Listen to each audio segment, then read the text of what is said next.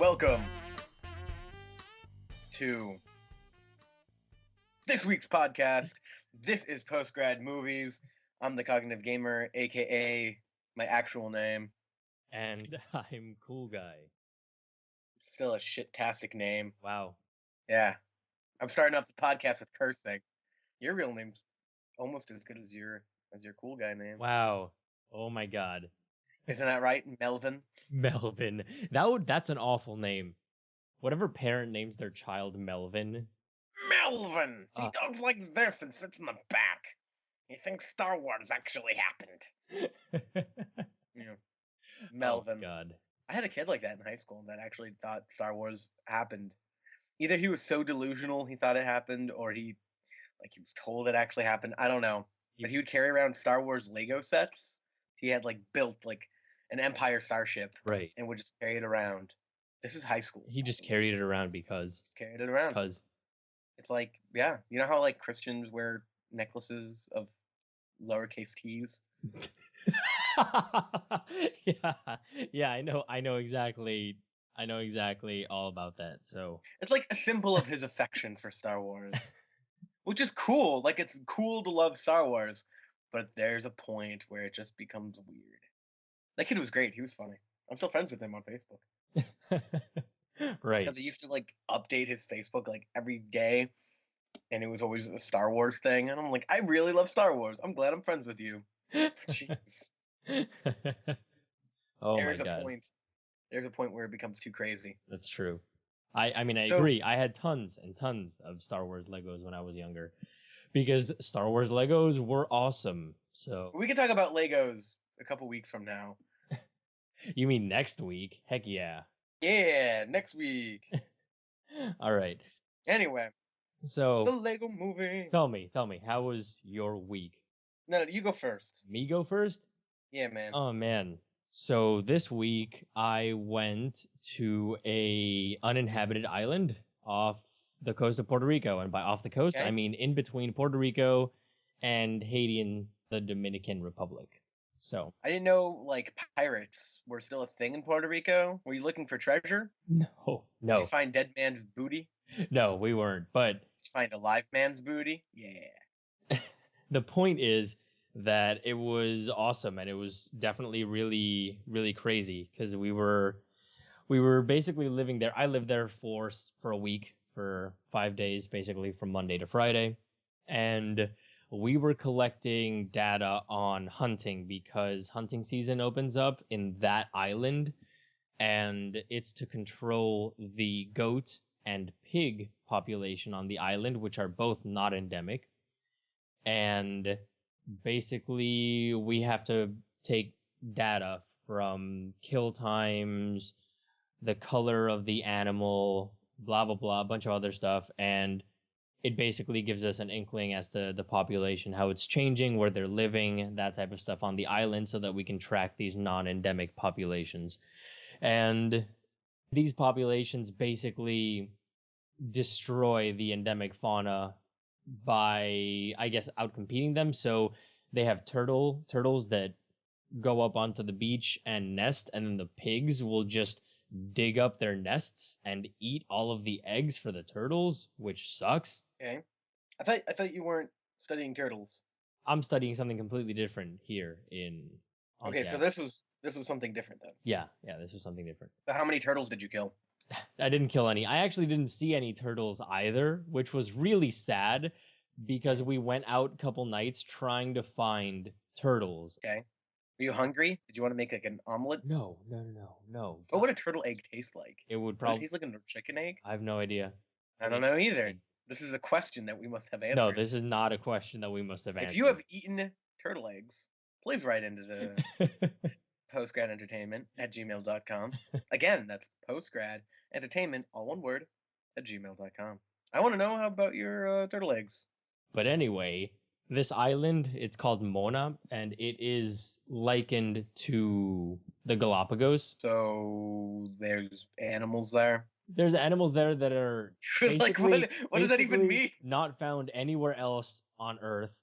And they also have one species of iguana that looks almost exactly like the iguanas from the Galapagos. Damn, this is some nerd shit you're talking about. This is some straight. This is some straight science I'm talking about. Is what's going on. I wonder how many people actually. If you actually care about this, please write in PostGrad Entertainment, all one word, at gmail.com. But anyway, here I'll tell you something that is. Tell me something interesting instead of. Okay, here. I want to know about some bizarre stories. Did you find like an uninhabited race that tried to eat you? No. So, like, what was the most exciting thing about being on this island for 5 days? You were 5 days on this island. Well, we got the most exciting thing for me. I want highlight reels. I don't want. The most awesome things. I went to these crazy caves because have you ever seen the white cliffs that are in Up Dover? Yeah, it's the cliffs of Dover, exactly. So here on this island, basically the cliffs are made out of chalk and dolomite and limestone, all that type of stuff. But because it's the tropics, it gets eroded really easily. So basically you get these giant cliffs that are, 300 feet high or whatever, but they are pocketed by caves, enormous caves.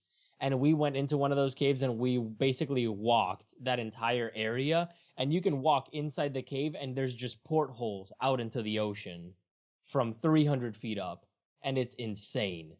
That was absolutely insane.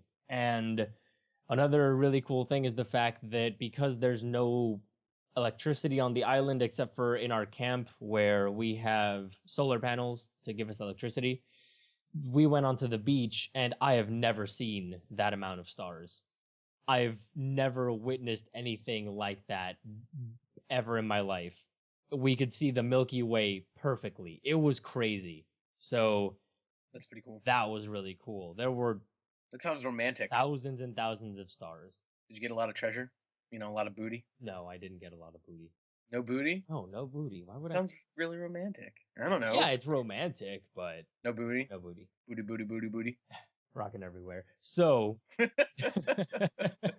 So, the other cool thing was the fact that we saw some of these iguanas, and they have really weird displays where when they're doing territorial stuff or when they're gonna fight, basically what they'll do is they'll extend their legs and stand up really high and then kind of like strut around each other in a circle, and they'll wiggle the back of their tail, which is really, really weird and hilarious. And we got to see a couple of these displays because they were trying to claim the area where we were in, and it was really funny.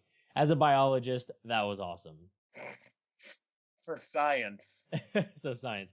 The other cool thing was the fact that we had a lot of talks about illegal immigrants. Oh God. Because is this going to become a political podcast again? No.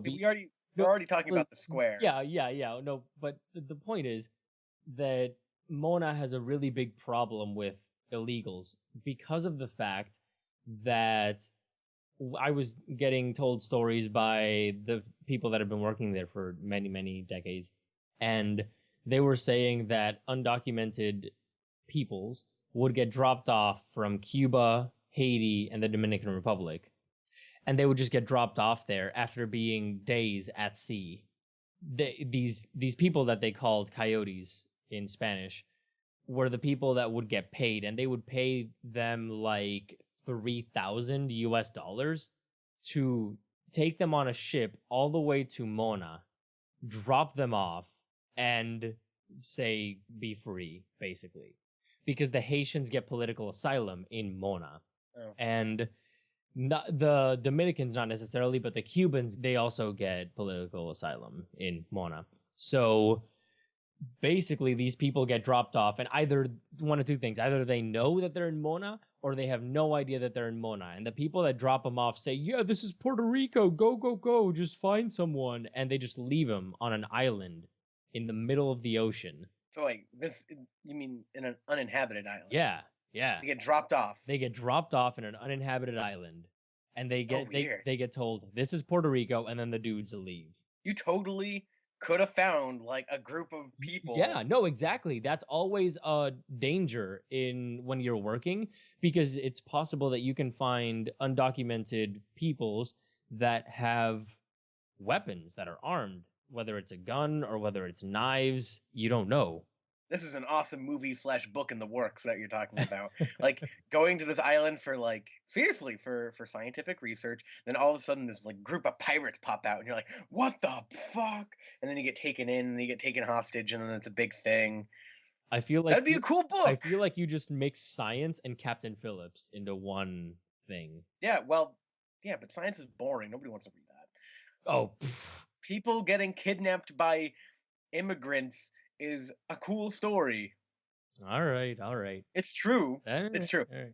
But anyway, the point is That's cool. That's crazy. they were talking about how these I don't know if that's people cool, but it's crazy. they were talking about how these people they'd be working or something in that area in the camp for the scientists, and that all of a sudden a group of just Dominicans or something like that would come walking up the path, and that they would smell really, really strongly, like if they hadn't showered for just days and days, and that they'd need to be placed in a certain area and given showers and stuff. But after they showered, they still smelled like ocean and putrefaction, and it was just some really sad stuff. And that they were frequently finding, not frequently, but enough, finding the bodies of undocumented people just floating in the ocean or among the brush in that area. And it's sad. It really makes you feel for the people that kind of risk everything to go somewhere else where they think that they might have better prospects. So did you bring weapons with you when you went to this island? No. Like, did somebody have a gun or something just in There case? were people called vigilantes, and that's pretty much the people that watch for the undocumented peoples. Wow, so you have to hire people to be bodyguards, essentially. Yeah, they had weapons, and they're there on rotation. They're there 24/7. Well, that's crazy. Yeah. So are they hired by you, or are they hired by the island? Or No, they're hired by the department that takes care of natural, environmental resources here in Puerto Rico. So they're hired by them, but then we also could see Coast Guard ships just patrolling the ocean back and forth. Oh, interesting. Yeah. So we have two lines of defense, but obviously, come on, people are still going to get in, Oh yeah, totally. But anyway, Mm-hmm. I had a phenomenal time. It was great. I love the island, and I would like to go back at some point because it was awesome. Yeah, that sounds like a cool adventure. I wish you could bring your camera and film there, though. Well, I did take my camera, but I didn't film anything. Why? Because, well, I filmed some Is it things. illegal? I filmed some things, but it's not like I took it and I made a story. You know what I mean? No, no, I know. But I mean, like, I would just like to see parts of that island. Yeah, well, if you want to see some pictures, I'll put them up on the PostGrad Entertainment Facebook page. So facebook.com/postgradent. Coolio. Yeah. I'd like that. All right. So anyway, tell me about your week. Y'all would like that. What did I do this week? Well, it's been a crazy blizzard here in Philly. So crazy, in fact. So essentially, it started off with snow, just tons and tons of snow. As compared to Colorado, it was about on par with a normal snowfall. Right. But the difference is that it doesn't melt the next day like it does in Colorado. Right. And two, Philly is just not prepared for it. Like, people go in all-out panic mode because the city essentially shuts down. Really? You're right. Later that same week, there was an ice storm. I don't know if you've been watching the news or anybody. So there was an ice storm, which essentially means it like rains, but it freezes when it touches stuff. Oh. So what's happening is that it's raining and it's getting on all the trees, and then they freeze and then they fall because it's too heavy. Right.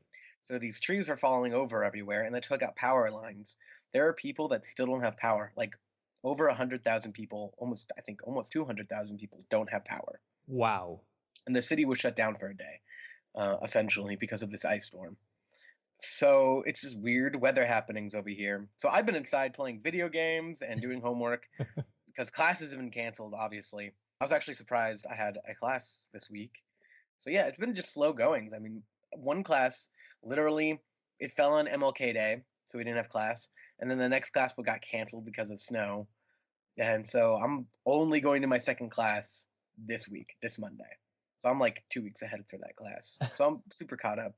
And then there's stats, which wasn't canceled, which was nice. So I just been mostly doing that and then trying to like write out this weather. Luckily, where I'm at, I didn't lose power. Thank God. Because otherwise, how would you play video games, right? Or watch movies or any of that fun stuff Yeah. that's important to me. Yeah, so I've just been writing out bad weather. It sucks I haven't been able to go to the gym because like the gym would close down, or I just don't want to walk there in sub-zero temperatures, or Right. when it's snowing. It's supposed to snow again tomorrow, so That's gonna be we'll fun. see how. Yeah, so life is weird right now. Weather happenings. I know everybody loves to hear about the weather, Right. but seriously, the city shuts down. It's so weird because I like in Colorado, it was like no big man. No. Tony Snow, Frank would be like, whatever. you guys will be fine. Yeah, well, I-25, which is the main highway, is plowed constantly. It's always like that road never closes down. Oh yeah. The problem here is that our roads close down, which therefore means people can't get into town. Yeah. Yeah, so that's been happening. So I've mostly been wrapping up my reaction time study. I've been trying to get my reward punishment study about concussions just like ready to go. So it's really just the preliminary crap of like ethics, and I have to fill out IRB forms, and I'm like, I'm not gonna hurt the people that badly. By the way, did you figure out a compromise for your ethics thing? No, so essentially what I'm gonna have to do, I'm gonna have to pilot data to figure out what would be the most rewarding or punishing. The other thing I can do is potentially just do a Facebook thing, but then again, I would still need IRB because I'm asking people. It's kind of crappy. Right. Yeah, so it looks like I'm gonna have to pilot data, and then from there, I won't get to shock them. You know what they say though? It's better to beg for forgiveness than ask for permission. Is that what they say? That is exactly what they say, Hitler said? specifically in scientific studies. So you should just go over, shock people, and then be like, "Whoops" to the board. "Whoops, sorry. I mean, I did it, but look, data." What if I don't get data? That is even shittier. Look, I did this. I only killed 3 people, and it's okay. I got this wonderful data. No, no. My advisor is like head of the ethics board, or was. Oh, gotcha. So I have to make sure that it's ethical. No, it's fine. I love ethics. It just holds me up. So it's been like 3 weeks of trying to get that all done, which it's now all done. I just need the okay from my advisor. Right. Yeah, I've been mostly learning about CPUs, GPUs, and what that actually means, and I'm still not entirely sure. So Really? I know GPUs runs graphics, and that's like the output they put on the screen essentially. If they're better, they're faster, so they don't have to have screen refresh as much. Am I close in the ballpark here? Yeah. Okay. Did you? And then a CPU is how fast it can communicate with other parts of the computer, essentially. Yeah, Right? it's the processor. Yeah. Right. So it's essentially like how fast it can process algorithms and such like that. And then that's all located on the system on chip, the SoC. And then if you have a better one of those, it better communicates with the rest of the computer, and it all works in harmony, and then it should be faster. What I'm realizing is that I'm doing reaction time shit, and just because you have a better one doesn't necessarily, like, if you have a good CPU but a bad GPU, you're still gonna have lag. Yeah. Between touching. Right. Anyway, so that's what I've been doing. I've been researching fun crap like that. I learned how to do a multiple regression this week. Nice. Yeah, I played Outlast. Shit pants. If you want to move into the video games I played, dude, that game is scary. There's a lot of jump scares, which I don't know if I'm a fan of. Man, I jumped like the very first one. I was like, "This isn't scary." Oh my god! And I jumped like a foot in the air, and like I did the shake thing. Right, your shake thing. Yeah, totally. Yeah, that one. Yeah, that game's just kind of fun. At the same time, it feels kind of like high school nerd simulator because it's a bunch of buff men throwing you, and you have to go like hide in your locker. Oh, that's hilarious. So it's like, oh my god, big buff guy, let me go run in the locker. Like, you don't even try to kill them. You're just like, oh shit. And then they just kind of give up. Like, if you want to run into a room and you hide into a locker, they'd come in, they're like, well, I don't know where he went. Time to go stand back where I was standing. And it's like, what the fuck? So the game's kind of stupid in that sense. But, I mean, it is nerve-wracking. It does what it's meant to do. Right.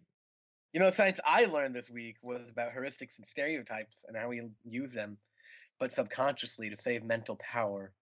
Oh, that's interesting. Which you can find on later features on PostGrad Games and PostGrad Entertainment. Yeah. So anyway.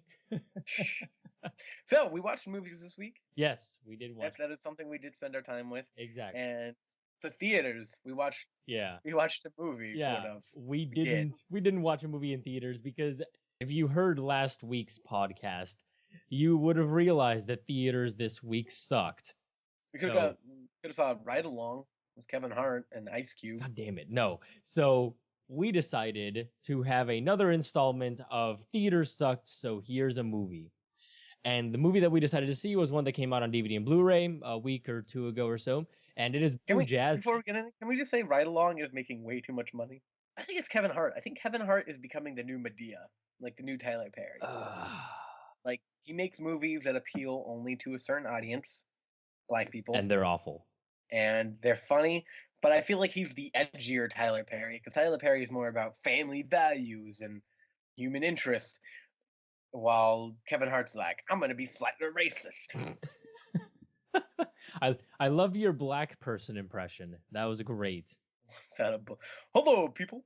What? What up, white people?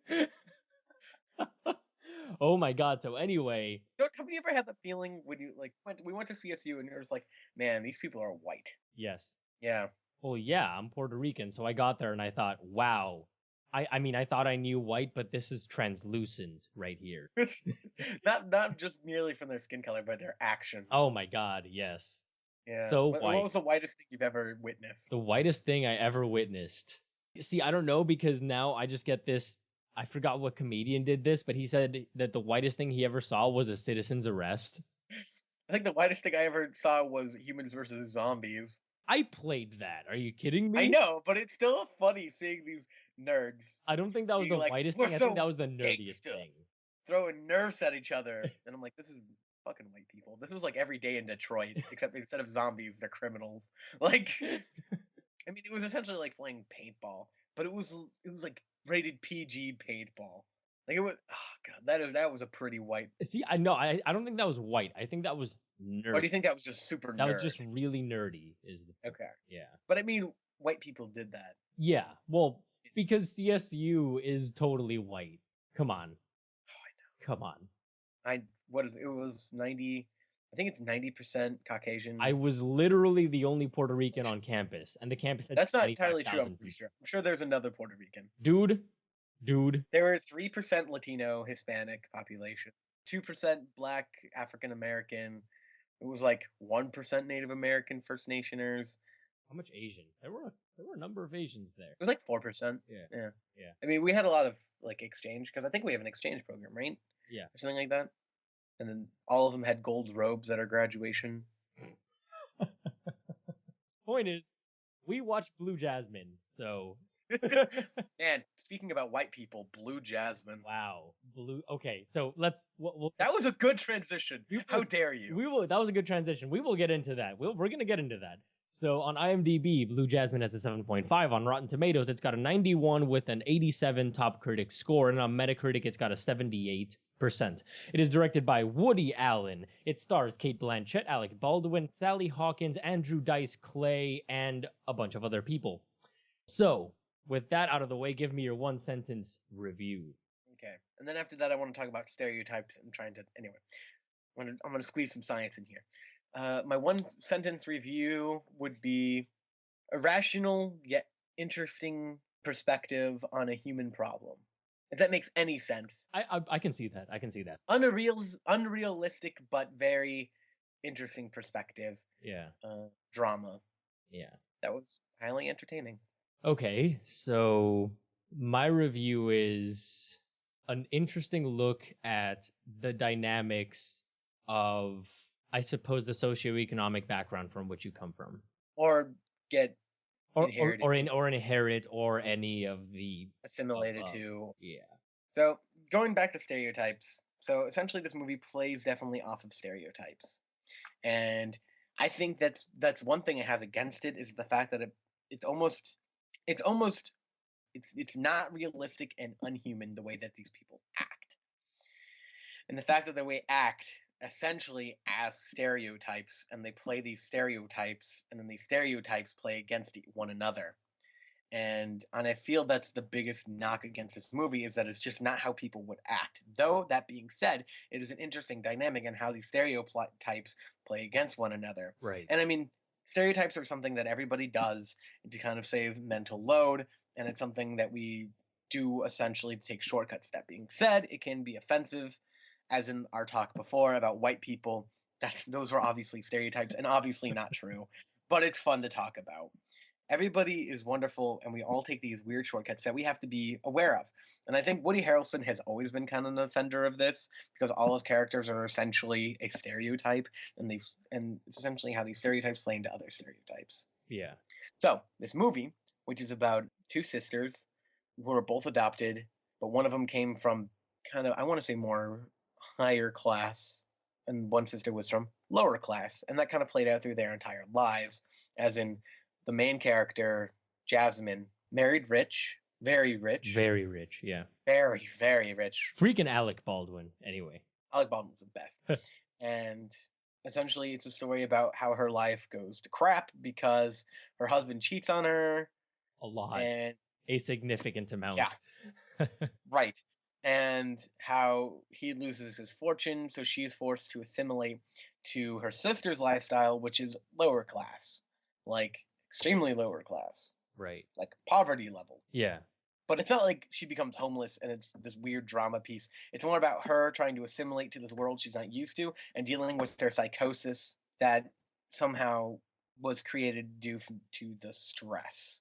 The stress of her husband, mostly. Yeah. I don't even want to say it's the fact of her losing her money, but she acts irrational. And like I said, she acts like a stereotype. She acts like a stereotypical rich person. Like, yes, I went to the polo tournament today, and then I had a nice Chardonnay.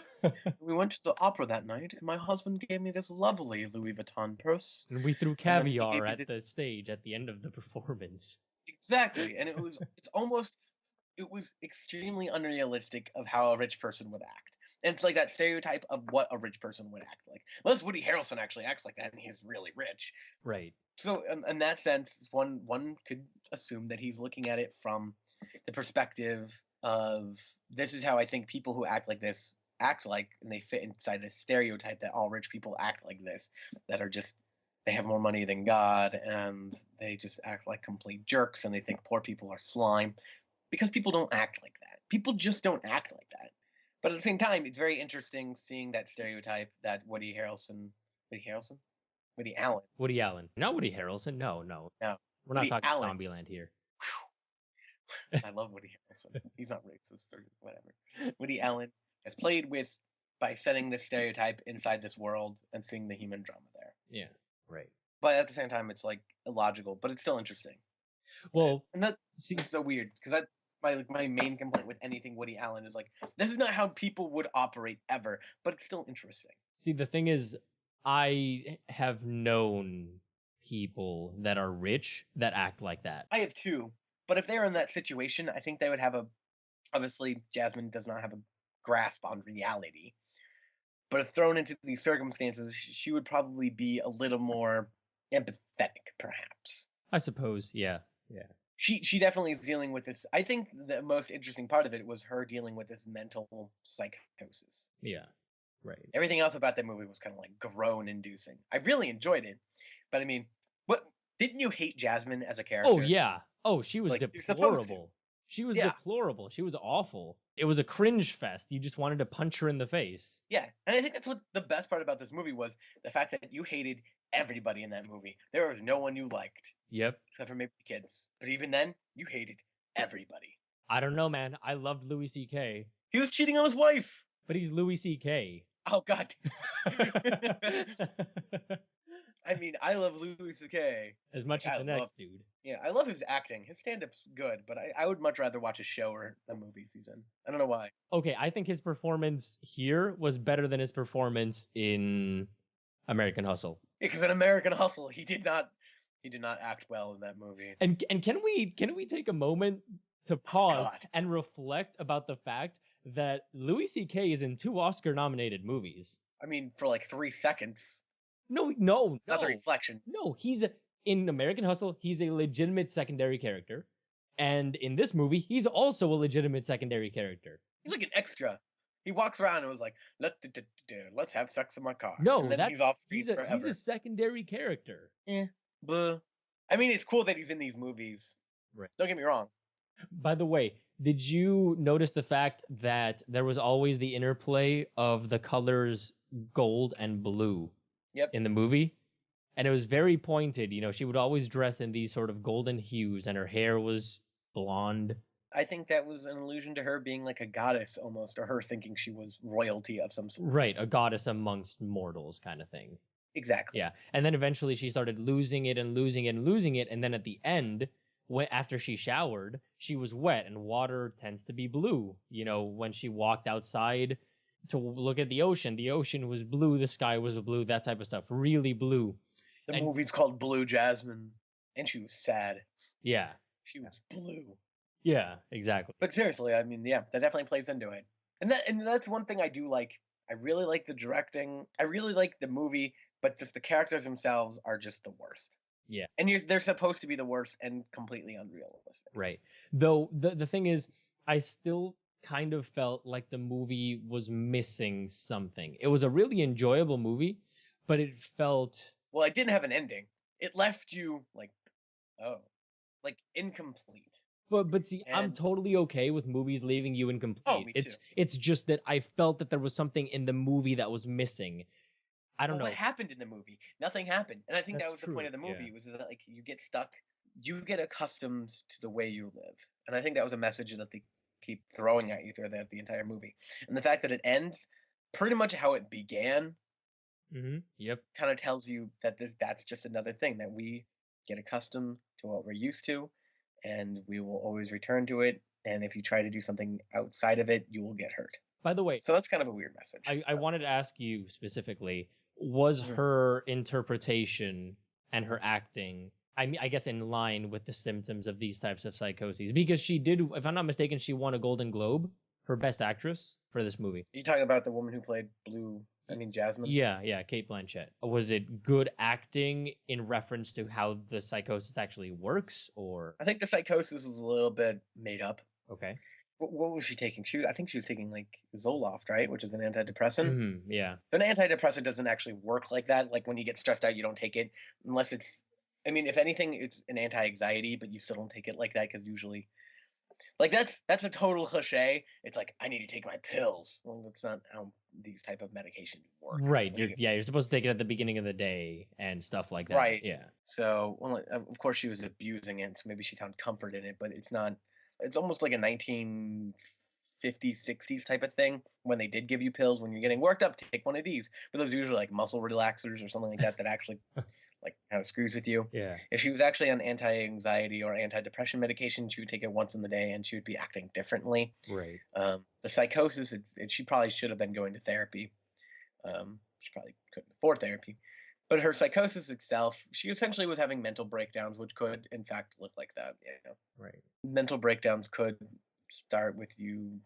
It's usually you muttering like nonsense instead of having flashbulb memories, which are very controversial. So I guess sort of, but honestly, she probably wouldn't be like reenacting her memories in real life. What it would be like with her having this rumination of these memories in her mind and then breaking down and just like yelling and like crying after these traumatic events Right. instead of reenacting them. Yeah. Yeah. That being said, everybody's slightly different, and maybe that's a mental breakdown, but at the same time, it's highly unusual if realistic. Right. Yeah. But her acting was very well, and I mean, you have to take all of it with a grain of salt. It's like Woody Allen wrote a 1950s story in today's era. I know. Essentially, It did feel. I thought it was 1950s when I first started. In the beginning where you don't know when it's set.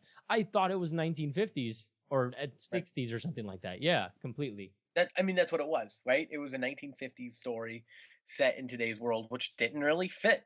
But nobody had a cell phone. There was computers like once when she was taking a computer class. Even the dentist office didn't have a computer, which I thought was weird. Nobody had cell phones. Well, also Woody Allen is like 150, so it makes sense that. No, I get it, but at the same time, it's like the story should have just taken place in the 1960s, and I imagine it didn't to save money. But Yeah. seriously, that's yeah. It was like a 1950s story set today, especially with like the medical practices and kind of the stereotypes and so on and so forth. Yeah. That Right. scene made me really uncomfortable. The doctor scene with her. Yeah, that was weird. Yeah, that was Yeah. really. That was really sad too. Yeah, it was really, really sad. And I you knew it was coming, but you still were like, no, no, no, no, don't happen. Don't. Oh, it happened. That's upsetting. And that was the other part of it. Essentially, the way that Jasmine got along was her looks, and only her looks. Yep. So that was kind of sad. And I'm kind of they didn't touch on that, I think, enough. Yeah, yeah. But It was sort of like on the sidelines. yeah, I mean, she kept her job because of her looks, which is really really sad. You know, she wanted to get married after like 2 seconds of being with the person. Well, he wanted to get married to her after like 2 seconds with that person. Oh, yeah. And that's again, this is why it feels like a 1950s. It's like a 1950s cliche of how people acted set in today's world. Yeah, yeah, exactly. Yeah. So, yeah, Blue Jasmine. It's a good movie. I don't necessarily agree with the Rotten Tomatoes rating. I think that Of what? of 91 normal and 87 top critics, I think it's like an 80-85 for me at least. Yeah, I'd probably put it in 80. Yeah. It's definitely a Woody Allen film. If you don't like his movies, you're not gonna like this movie. I like his movies for the most part. His movies always are overly long, you know, because they definitely escalate, and then the escalation ends, and it's this weird slow burn to the end. Yeah, yeah. And that's what happened in this movie again. She gets, dumped by her future husband, but then there's a good 20 minutes after that where you think this movie probably should have wrapped up. Yeah. So, right. And then there's this epilogue essentially. Woody Allen's are all his movies act like that. Yeah. Every single. All right. Well, with that, we are moving on to our Netflix movie spotlight, totally not sponsored by Netflix yet. That name's going to get a heck of a lot shorter as soon as we get sponsored. So, anyway. It depends who we get sponsored by. That's true. And here's the Hulu Plus movie of the week, not sponsored by Netflix. Yet. The Netflix movie spotlight, totally sponsored by Audible. Man, Audible sponsors every podcast. Everybody. I'm pretty sure. Except for us, anyway. So. Oh, I don't think we have enough numbers. Hey, you should tell people to listen to our podcast and check out Audible. Just kidding. You should check out VPOgames.com. Exactly. Anyway, so moving Again, on that's to VPOgames.com. our Netflix movie spotlight, totally not sponsored by Netflix yet. We have The Square, which on IMDb has an 8.4. Such a square. On Rotten Tomatoes, it's got an 100% with an 100% top critic score. And on Metacritic, it's got an 83%. It is directed by what? Critics. Is this a base rate problem? 53 or something like that. Oh, that's a lot. Yeah. No, okay. Yeah, it's got a lot. So it is directed by Jahan Nohajin, and it stars Khalid Abdallah, Ahmed Hassan, Magdi Ashur, Rami Assam, Ida El Kashef, and a bunch of other people as basically themselves, since it is a documentary. So, give me your one-sentence review, Cognitive Gamer. A necessary movie for people to watch. I mean, you should watch this movie. Right. Yeah. Okay. You must watch this movie. Okay. So it's a huge piece of world history. It is. It really displayed is very world well. History. Okay. Is that better? Is that a better one-sentence review? It's a piece of human. It's a piece of history in a modern age that should be watched by all to understand. Yeah. Plus, I just love this shit. Yeah. It's not shit. It's, man, words this morning. It's just not working out for me. Right. Now, what's your one-sentence review? So my one-sentence review is a really interesting look at the perspective of eyewitnesses and people that were there to the things that happened in the Tahrir Square in Egypt during the revolutionary time over the course of years, which is probably the most impressive part. Right. And I think that's the most important part, is showing that this was a process. Yeah, it's showing that revolutions aren't just explosions and then it's over. Right. And I think that movie did very well displaying that message, that revolutions are every day. Every day you have to fight for it, and then they happen over years. Yeah. Yeah. And even when you think it's over, it's not over. Exactly. I mean, I took a class on revolutions, and we went over the Egyptian revolution as it was kind of playing out. It's very interesting, and how I wish that it had more eyewitnesses instead of just essentially it followed one person. Yeah. And their experiences throughout the revolution, as well as the events that happened in the square, which are huge. Oh, they were some of the biggest events that happened in the square. But at the same time, I wish it focused on other aspects, like how they got these people together. Like, obviously, we know that from the news, though, which is they used Facebook, social media, and that's how they rallied these people together Right. instead of just these feelings they felt during the time, which is really interesting and something you only can get From them. through this documentary. Right. You can get the other things via, reading news stories or whatever. Yeah. But that's my one complaint with this film is that I wish it focused on other aspects of the revolution as well as the human interest. Right. Well, my only qualm with the movie is the fact that the movie seemed really artificial in the beginning. Yeah. Oh, I totally agree with that. Right? It almost felt Disney-esque. Yeah. Like they were interviewing Ahmed in it looked like a sterile room. It was just white behind him and stuff. And it just looked so artificial. And it looked almost like the real world. Yeah. And Yeah. it was almost as if, I mean, from my perspective, I think that beginning, it was a good 15 minutes where it seemed really artificial. And that is enough to lose people in a documentary, especially with the documentary. In a movie, they might stick it through. But in a documentary where you're talking about a specific subject, if it seems that artificial, you can lose people. And you might lose a bit of your audience, your core audience. So right. I think that should have been done differently. Yeah, I agree. But at the same time, I thought about it while I'm watching it and was like, was it meant to seem artificial and overly optimistic? Because at the beginning of the revolution, it was like that. Not like it was like they wrote it that way, but that's just kind of the overall feeling that was happening at the time, was the fact that we can get all these people together. They can have essentially, we are the 99%. Occupy Square, which is what happened essentially. Yeah. What we saw with Occupy, where everybody just went into the park for days and were playing music and tents, that's essentially what happened in the square, but obviously it was a lot more people. Oh yeah, definitely. So that's what we saw, and it was this overly optimistic view of what a revolution can be and will be. Everybody was like, if we just protest peacefully in the square, we love each other, if we all hold hands, then they will give up. Yeah. And they did give up, they did. quote unquote, but they didn't. Well, the regime gave up, but the military took over. And which was probably controlled by the regime. Yeah, I mean, definitely had still some pull. Yeah.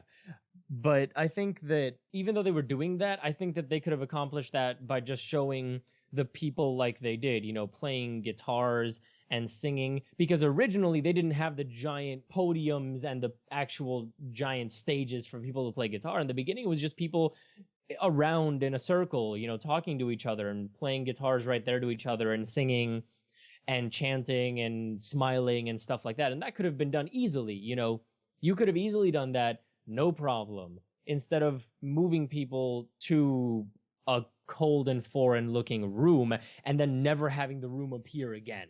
Yeah. Instead of making it look like MTV's The Real World. Because that's really what it felt like. Yeah. It felt like you have these teenagers sit in a room and then you just have them tell their feelings. Yeah. And it felt very MTV-esque. Yeah.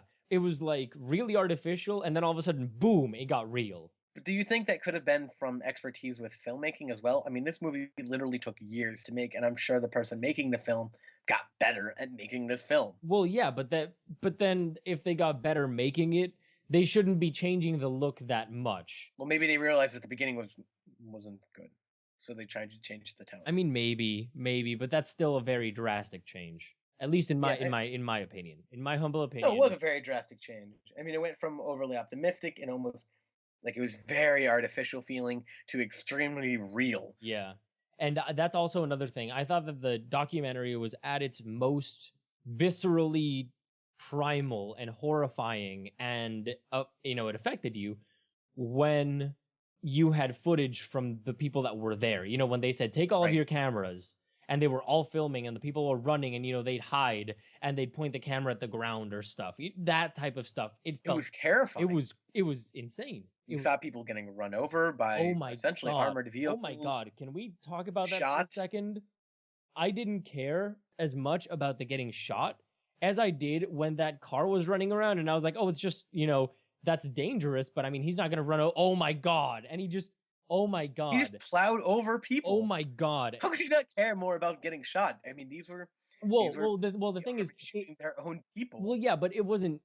I didn't feel. You didn't see as much visceral. Yeah, you didn't see as much visceral about people getting shot, but Right. god damn, that people getting run over was horrifying. Oh my god.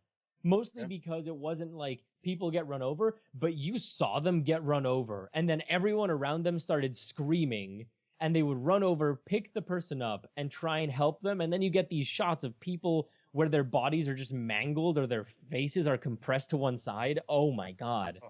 It was. Oh my god. Yeah, I got that feeling you get when you're just extremely horrified. I only get that feeling a few times, and it's this. It's like almost unnatural. Like something doesn't fit my template I have for the world.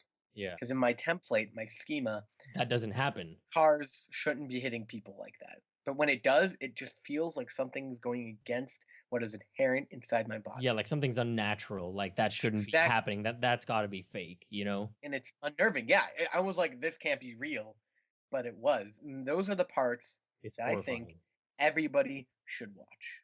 I mean, it's really, really, really hard to watch, but that is the film. Like when it starts getting to the point where the revolution didn't fail, but it was truly beginning to the end of that film is really what people should pay attention to. Yeah. And that is, if you do a revolution, there will be bloodshed. There has not been a revolution without bloodshed. And quite honestly, the Egyptian one fits that pattern pretty well. So there was so much bloodshed. This is an important movie. Yeah. On every single other revolution, you couldn't do this.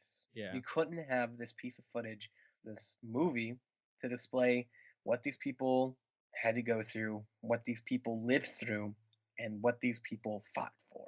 Yeah. Yeah. I mean, if we go back to the Russian Revolution, obviously they didn't have cameras. Yeah, there's pictures, but that doesn't have the same impact. This film will be an important part of history.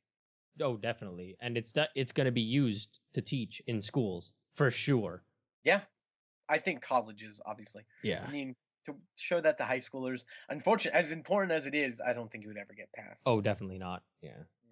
Which is upsetting to a point. I mean, moms ban stupid books from high schools all the time. So right, and then I mean, this was a Netflix original, isn't it?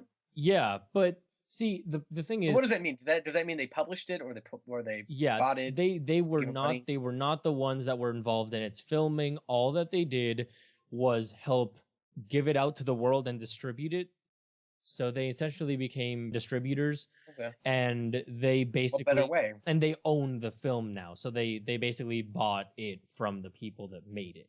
Not that it like matters. It's not like they're shamelessly plugging themselves, but the fact that this is a Netflix original, which means anybody with a Netflix can watch this movie. Yes, and you should right now. And you should. It makes me feel optimistic about how these documentaries will.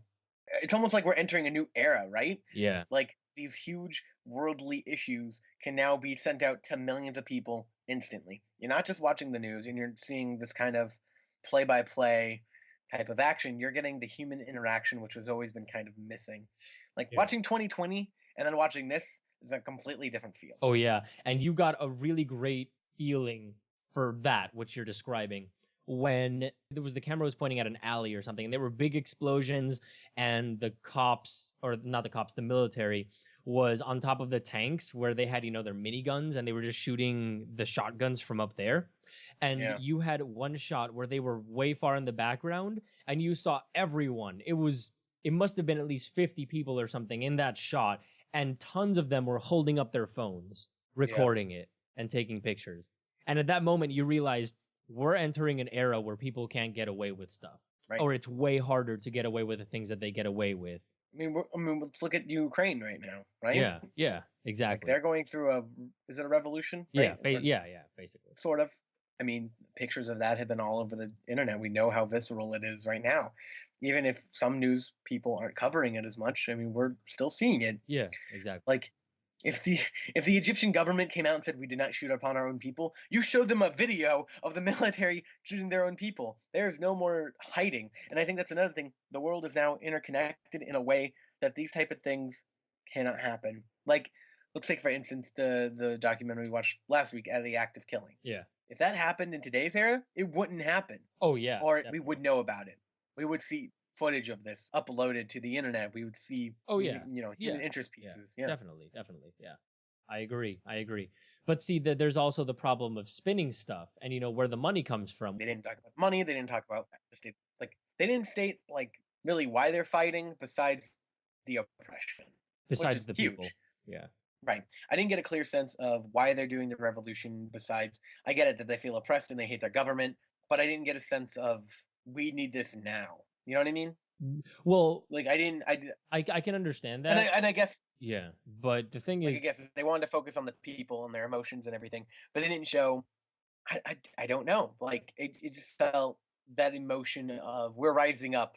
Why are we rising up? Because we feel oppressed. Like if you look at any other revolution, there's usually, if you look at let's say the Russian Revolution, where people were literally starving, the government was keeping all the money, people were very unhappy, and then there was a clear sense of why the people were unhappy. They're getting lied to, everything else, and I felt in this one it was they didn't talk about the economics, they didn't talk about issues within their population, just the fact that they felt oppressed. You know what I mean? yeah, yeah, Like, what was their lack of human rights that they were fighting for?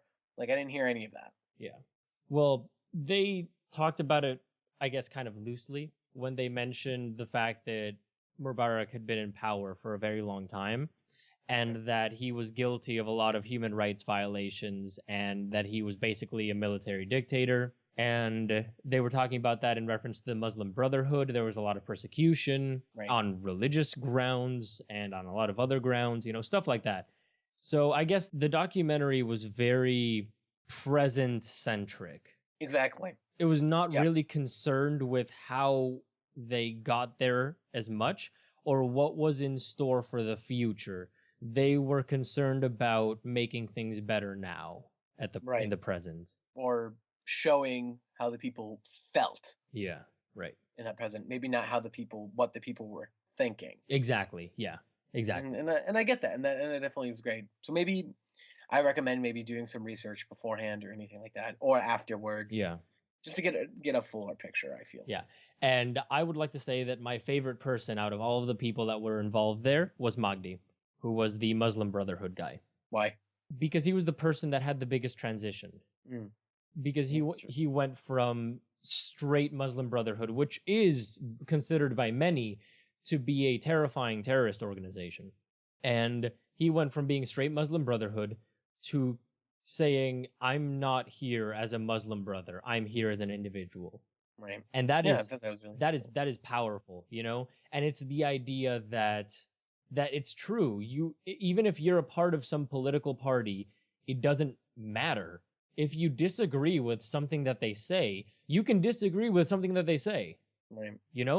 It doesn't have to do at all with your party lines. You can still be a part of that party, but say, no, you guys are being insensitive. You guys are being idiots. You guys are being stupid. You guys are being unreasonable. You are Right. still individuals, even if you're part of a greater or a bigger party. And he displayed that amazingly.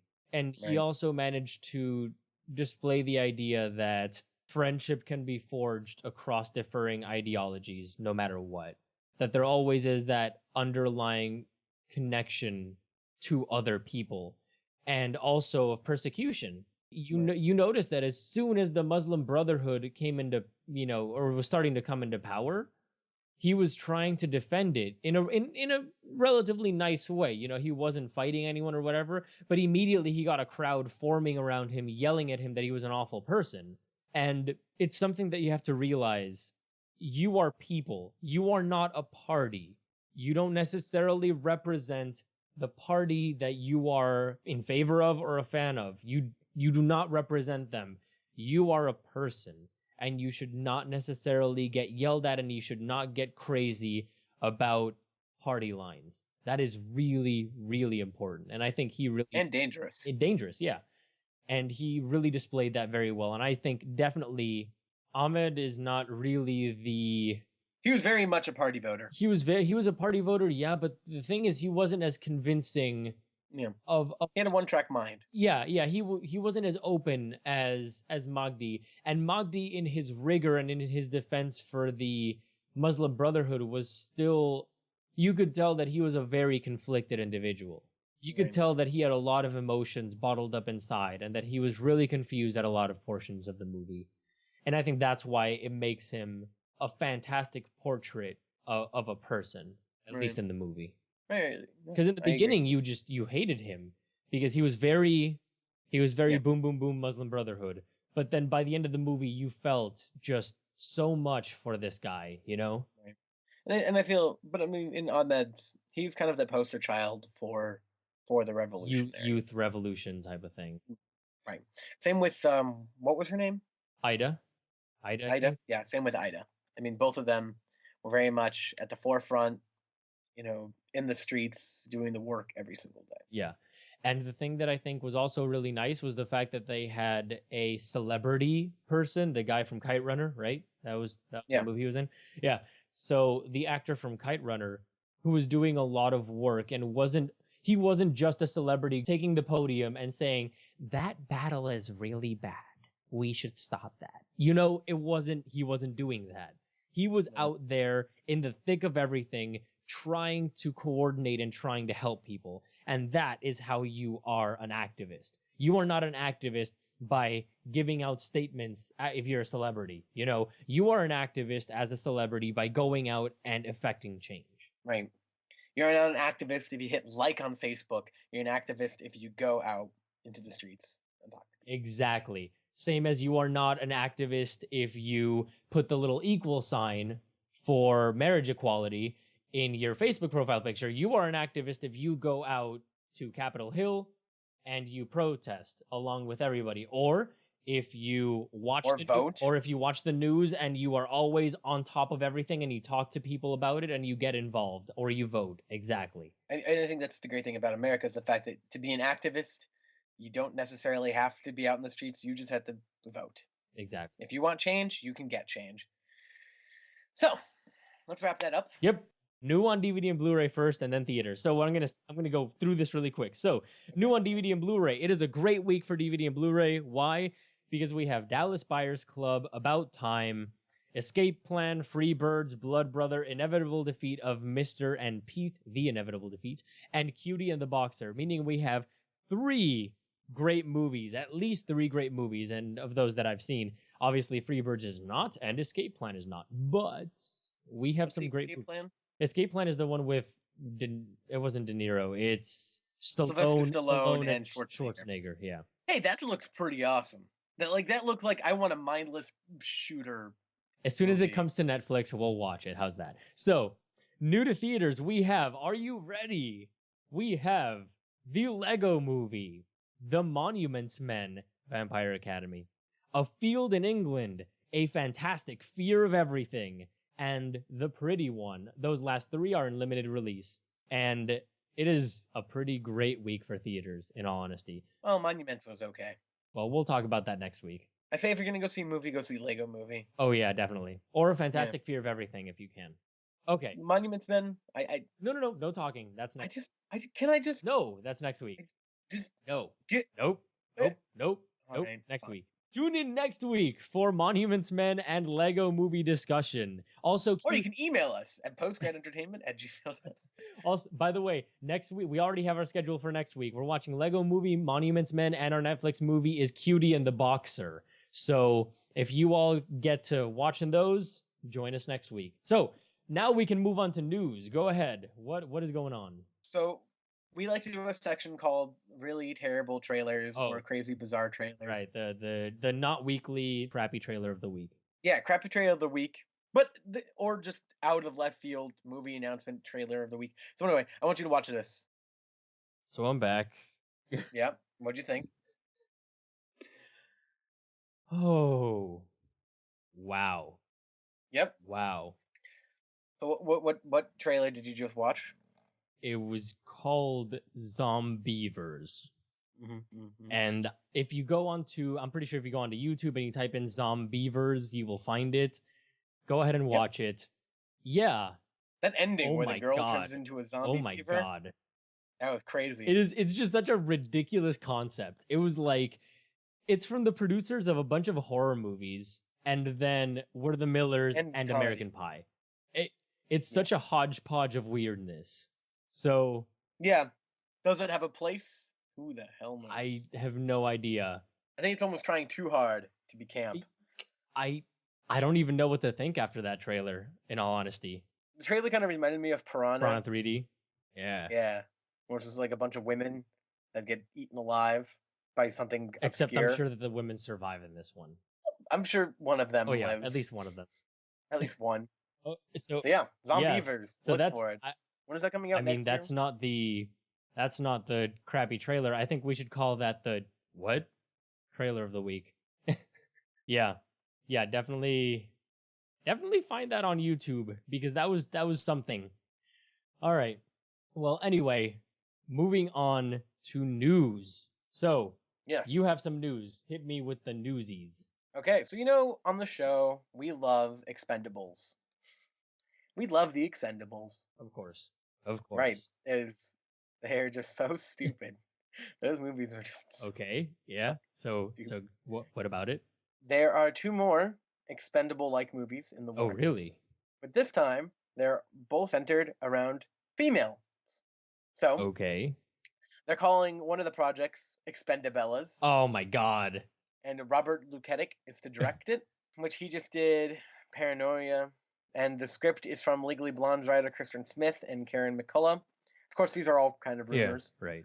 And there's a lot of people that have been in talks, including like Meryl Streep, Cameron Diaz, and Mila Jovovich. Oh, really? Jovovich. Yes. So, Expendabellas. So, all female Expendables. Wow. Yeah. So, hopefully that actually comes to fruition. And that's supposed to come out next year or the year after. Right.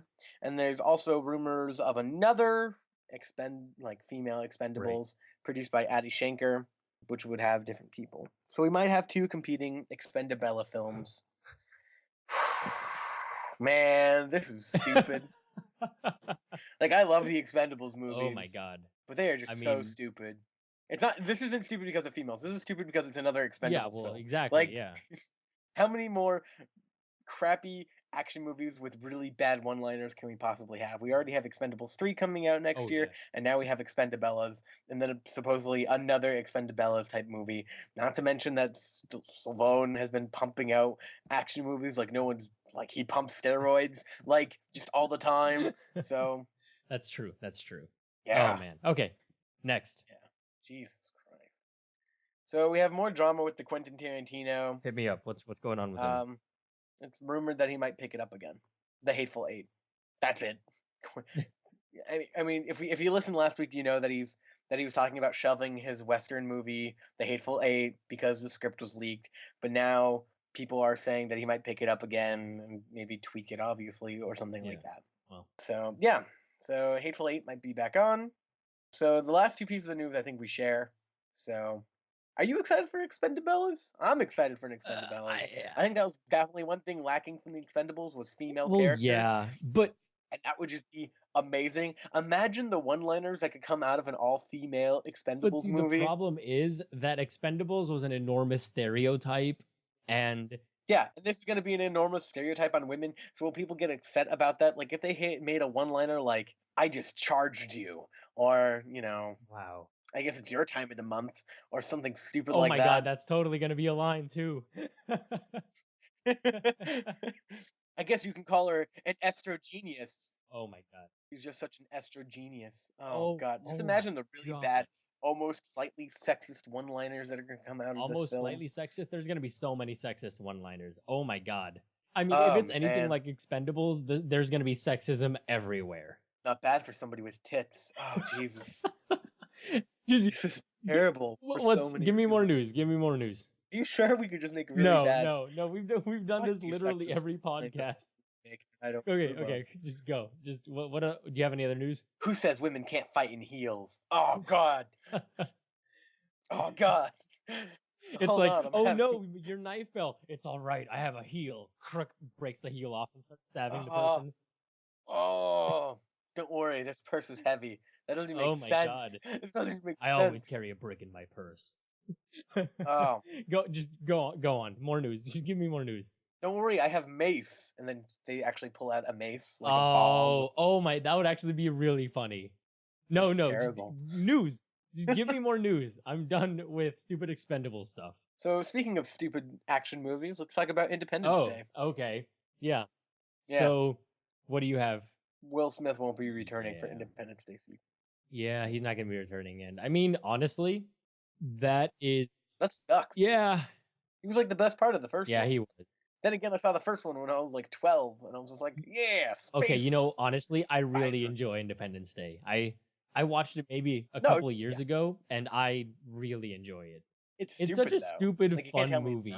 Though, the scene with the aliens when he wraps his tentacle around one of the doctors that they're doing the autopsy or whatever, and then he shoves him against the window and he speaks through him, that was terrifying. Yeah, that was a great scene. Oh, so good. They had some really great scenes. For example, that one, and then the one where, you know, he ends the movie basically, or they win by having the dude fly into the cone where they're shooting the beam out of, and he goes like, "Hello, boys, I'm back," and then it just goes and just explodes. Oh my god, it was so great. So no. See, the thing is, it was cliche, but it was cliche done so well that it was great. Who's that one scientist guy? Who, Jeff Goldblum? Yeah, Goldblum, and he's like, life finds a way. Finds a way. And he essentially he played that character for every 90s action movie. It's basically the cynical stuttering scientist. Doctor. Yeah. Yeah. Oh my god, I love that guy though. It was a great movie. Independence Day was great, and I hope that they don't ruin it, but they're gonna ruin it. So Independence Day was so. In one night, I watched Independence Day and Mars Attacks. That was an interesting. Mars Attack, yeah. That was a good movie. If very inappropriate for my age. I didn't get like any of the. Oh yeah, and it was also a very dark movie. Yeah, I think I just fell asleep. I think I fell asleep, and then I woke up, and my parents were watching it, and I was like, "Oh, this is terrifying." I'm going upstairs. It was terrifying. Have you watched that movie recently? Not recently. Like, I think within the last 6 or 7 years. You should probably watch that movie again. It gets better with age. It's like fine wine. Mars Attack is like fine wine. Mars Attacks is definitely not like a fine wine. It's like that finding McDonald's cheeseburger. No, it's like finding like a Twinkie hidden in your room that you hid there from like 5 years ago, and you're like, oh my god, a Twinkie. The expiration date is in 2020, and you're like, still counts. Yeah, exactly. Like the Twinkies will never. It's like that Twinkie you find when you're moving out, and you're like, I really shouldn't eat this, but I really want this. It's just probably not good for me. It wasn't good for me then. It's not going to be good for you now, yeah. All right. Well, anyway. So yeah, Independence Day, ID Forever, which is its code name, does not have Will Smith. I don't know. Has Will Smith been in a good movie in the last like? Oh yeah, After Earth.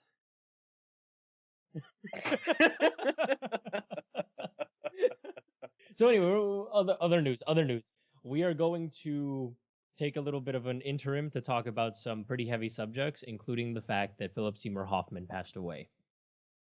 I really want to make a joke. What? No, I was going to say that odds weren't in his favor. Oh, I really hope that they finished all of the filming. No, they did. So, yeah, in the report, essentially, it said that Mockingjay Part 2 was pretty much done. And then he had another project. He had another project. He had another movie, but I think that one wasn't that one was unaffected. But then he had a TV show, and I think that TV show scrapped or recast, probably. I think that's accurate. I don't know. I could be pulling stuff out of my butt, but yeah, no, we lost a great actor who was definitely. He was a very unique. Who was at his prime like 10 years ago, and is now making a resurgence. He's a very unique actor. He takes the roles that other people wouldn't, and he really challenges himself, or he challenged himself. And I think we did lose a very, very great actor. So. And I think we lost a character actor. Oh, definitely, yeah. Which is becoming increasingly rare. I was listening to NPR because I'm 80, and it was about Seymour Hoffman, and they were talking about he was truly almost one of the last great character actors. Yeah. I mean, he played Capote. That was phenomenal. Yeah. What other character actors do we have now? All of them kind of play them. You know, they play themselves. Yeah, exactly. And I'm saying that makes you less of an actor. It just it's unfortunate. I mean, we lost Heath Ledger. Yeah. Was a character actor, or was becoming a character actor. So we lost a great actor who's definitely kind of getting me back in his game. And it's unfortunate. I'm pretty sure it's because of drugs Oh that yeah, he died. definitely. He probably went here for a Yeah. while, but I mean, he died at the age of 49, Something like that, yeah. pretty young. So I mean, he's been in and out of rehab centers with substance Right. abuse pretty much his entire Yeah. life. So yeah, I mean, it's Yeah, it's sad. sad, and I would like to take the moment to dedicate this podcast episode to Philip Seymour Hoffman. May he rest in peace. It's like when you dedicate the football game to your girlfriend. What? So you're saying Phil? Oh, I'm okay with that. Philip Seymour Hoffman is my girlfriend. I'm okay with that. This touchdown's for you, Denise. Man, we broke up like 3 weeks ago.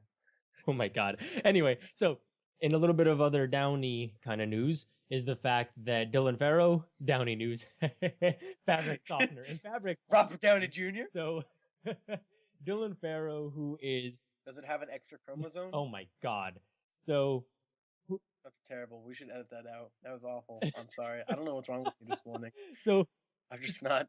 so she is Woody Allen's daughter. Not Woody Harrelson? No. So she's Woody Allen's daughter, and basically what happened is that allegations of sexual abuse came out. Not came out. I should rephrase. They've Man, those allegations have been coming out for like they've 20 been ongoing years. for the longest time, and he's been fighting it tooth and nail or whatever.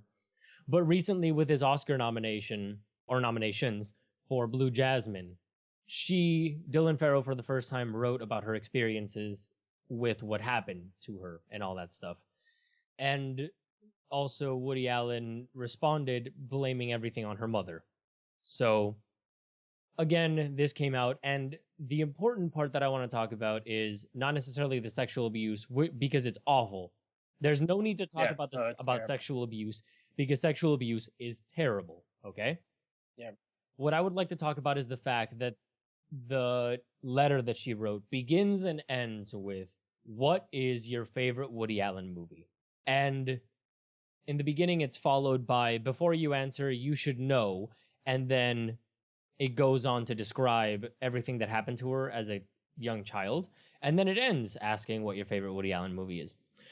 And honestly, I'm totally against this. I can say wholeheartedly that I am against judging people based on the things that they did in other areas. So, for example, yes, what Chris Brown did to Rihanna is awful, and he's an asshole and a terrible person.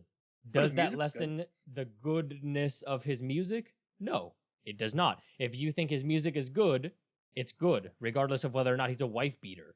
That being said, because he's such a terrible person, you can make the decision to not listen to his music. Exactly. You can make the decision to not listen to his music or to not watch Woody Allen's movies, but you can still have a favorite Woody Allen movie. His movies are still really good movies or decent movies, you know.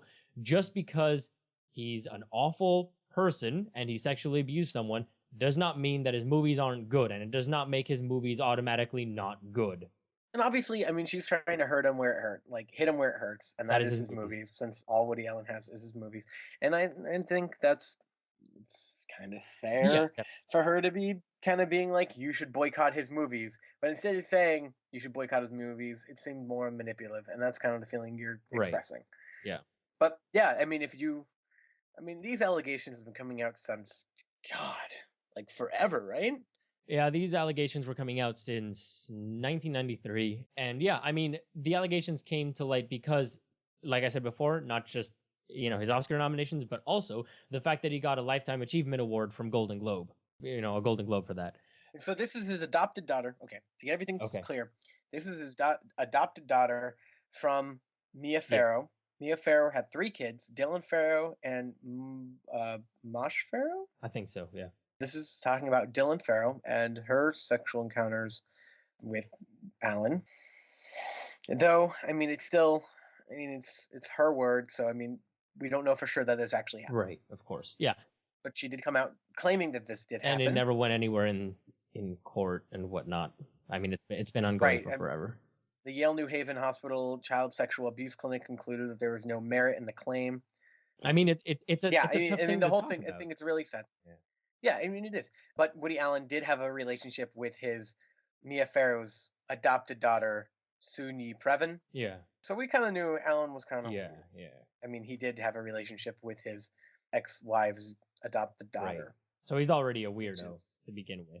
But that didn't stop us from watching his movie. Yeah, Oh my but god. anyway, we'll see how it goes, and we'll see where these allegations lead. Hopefully, at some point, we'll find out. Probably not. I mean, who knows?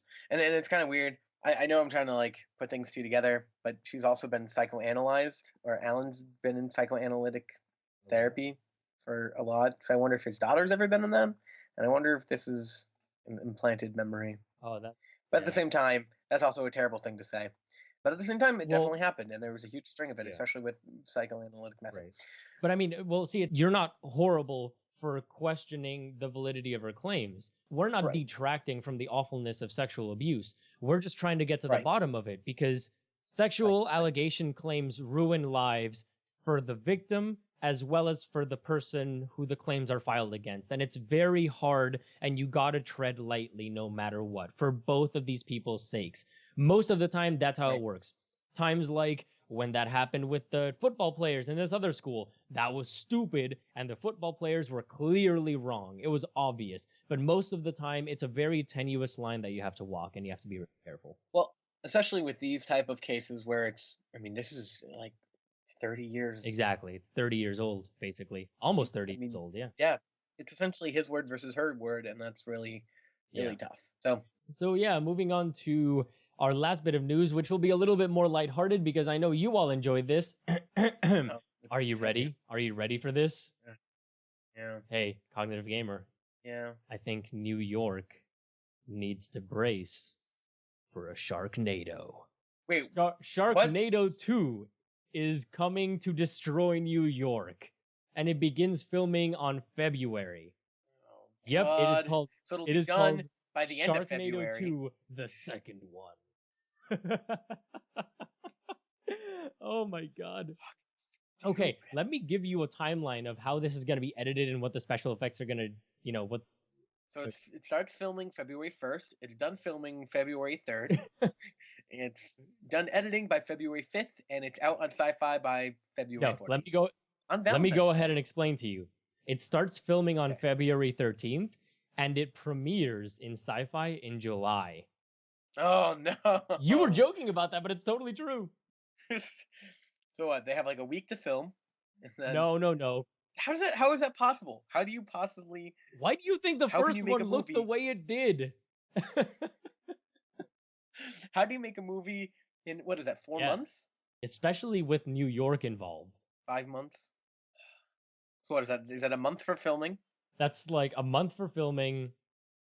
2 months of editing? Yeah, I would say like 2 months. No, I don't even know. These movies are so weird. It's like a month of filming, a week of editing, 2 weeks of special effects, 1 week of post-production, color correction and all that jazz, then some compositing, like maybe a week of compositing, and then 2.5 months of waiting. And like it has to wait, right? Like, or are they finishing it like the day before? And this is like, who gives a crap? Right. The ending doesn't even have sharks. It has like squares where they are supposed to put the sharks. Just really polygonalized sharks. Oh god. Yeah. Oh man. Yeah. So no. Sufficing to say, this movie's gonna. Sufficing to say, we are going to watch the crap out of this movie. Oh no. And with that, we will end the podcast. No. We still have one big news. Lex Luthor. Oh crap! Right, Jesse Eisenberg. That doesn't fit. I mean, this whole casting for this movie has already been so weird, and this whole movie has already become this over-bloated WTF fest. This movie's gonna suck, isn't it? See, I can see it going one of two ways. Either it sucks or it doesn't. Monkey testicles. Or it's pretty good. No. There's no... Okay, let's look at who's directing it. I enjoy Zack Snyder. You know that. You Terrible. know that. You know that I enjoy Zack Snyder's directing. Did you see the Iron Man? Excuse me, the Superman. Oh, that's movie. Funny. That's funny because it's Man of Steel. That's funny. That's why he called it Iron Man. Wow. Yeah. Anyway. That's semantic maps for you. Yeah, did you see the Man of Steel? No, I haven't seen it. I haven't either. I really want to see it. I should see it. I really like his directing. The guy is a good director, and he's really good at cinematography and making things look beautiful. So he's like He's like a worse Michael Bay. What? No. Yeah. 300 was great. Yeah. What other movie was good for him? No. I enjoyed The Owls of Ga'Hoole. Yeah, that was Legend pretty of good, the actually. Guardians. That was a pretty good movie. That was really Zack Snyder. It required more fleshing out, obviously. Yeah, a little bit better of a story. From the script, yeah. A little bit better of a story, but overall. Okay. So what movie that doesn't include CGI owls is good from him besides 300? Because that's pretty good, actually. Yeah. Well, 300 was great. I love 300. Oh, so do I. It's so stupidly great. It's amazing. But Watchmen was. I enjoyed Watchmen. I liked Watchmen. I did. That. I liked Watchmen. I did. That project couldn't. It was overly long, and the action scenes weren't even that great.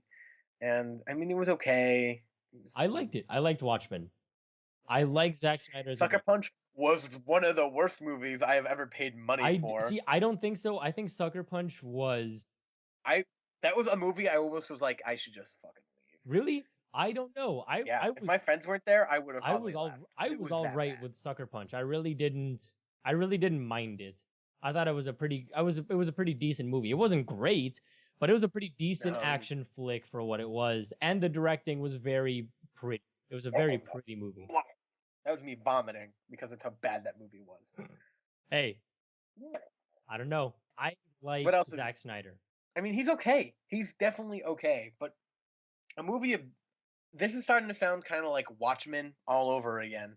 We just have this like hodgepodge crew of superheroes, and it's going to be overly long, and it's going to be, God, like how many people are in this? You have Batman, you have Superman, you have Wonder Woman, you have Lex Luthor, you have God knows how many. It's basically a Justice League movie.